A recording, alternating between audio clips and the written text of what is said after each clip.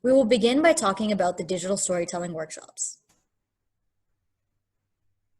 Digital storytelling workshops provide individuals who identify as 2S LGBTQ+, use substances, and/or are impacted by HIV/AIDS with an opportunity to tell their story in a creative way.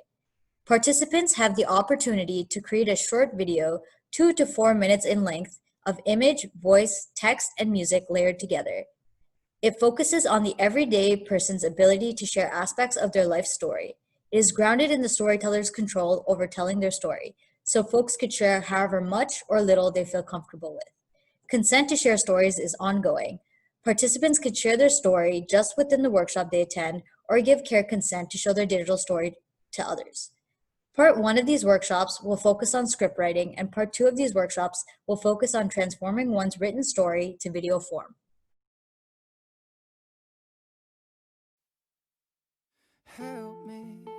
So, it all begins.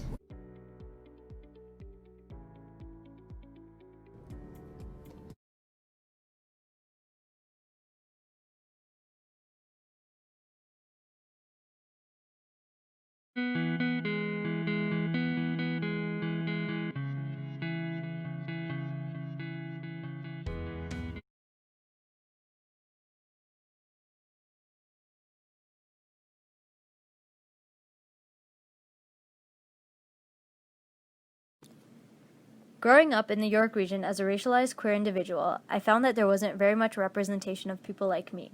I knew I was queer in my early elementary school years, but found it really difficult to be my authentically queer self, as queer media and the celebrities who were out at the time were predominantly white. Although I was out to myself at a very young age, coming out to anyone else took quite some time, as I didn't feel like I would have a support system and felt very alone with this part of my identity. In my final year of high school, I mustered up the courage to come out to 2 of my closest friends.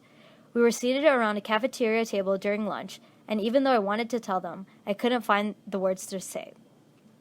They were patient and supportive, encouraging me to be my most authentic self. Coming out to my friends felt liberating, and I wanted to completely get the weight of being closeted off of my shoulders, but did not feel like I was completely ready to tell everyone just yet. I came out to my sister shortly after coming out to my friends, and felt like I was finally starting to live my truth. Having someone in my conservative South Asian family accept me for who I was made me hopeful that the rest of my coming out process may not be as harsh as I anticipated. After 4 years of coming out in various ways and being involved in advocating for my community, I felt confident and ready to come out to my parents. I still remember how fast my heart was beating and how sweaty my palms were in anticipation prior to coming out to my parents.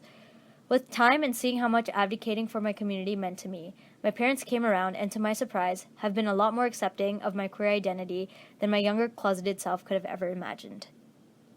Thank you for listening. If you're interested in participating in any of these workshops, please connect with the HIV/AIDS Support Program Assistant or the Harm Reduction Rainbow Space Program Assistant.